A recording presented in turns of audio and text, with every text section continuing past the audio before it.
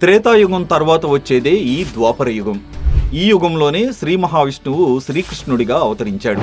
దీని కాల పరిమాణం 8,64,000 సంవత్సరాలు. ఈ యుగంలో మానవుడు స్వార్థం, ఈర్ష్య, అసూయ వంటి అవలక్షణాలను పుణికిపుచ్చుకుని ఎన్నో అధర్మాలకు పాల్పడ్డాడు. రాజ్యం కోసం సోదరులతోనే కురుక్షేత్ర యుద్ధం చేసిన దుర్యోధనుడే ప్రత్యక్ష ఉదాహరణ. వర్ణ వ్యవస్థ ఆధారంగా వృత్తులు నిర్ణయించబడ్డాయి. వేద విద్య బ్రాహ్మణులకు, రాజ్యపాలన యుద్ధ కళలు క్షత్రియులకు, వ్యాపారాలు వైశ్యులకు ఉండగా శూద్రులు అంటరాని వారిగా బానిసలుగా పరిగణించబడ్డారు. వేదాలను ఋగ్వేదం, సామవేదం, యజుర్వేదం, అథర్వణ వేదం అనే 4 భాగాలుగా వర్గీకరించారు. ఈ వర్గీకరణ కారణంగా విభిన్న వృత్తులు, కార్యకలాపాలు ఉనికిలోకొచ్చాయి. ఈ యుగంలో మానవుడి ఎత్తు 10 అడుగులు, ఆయుర్దాయం 1000 సంవత్సరాలుగా ఉండేది. ద్వాపర యుగంలో రాజుగా చంద్రుడు, మంత్రిగా బుధుడు ఉన్నారు.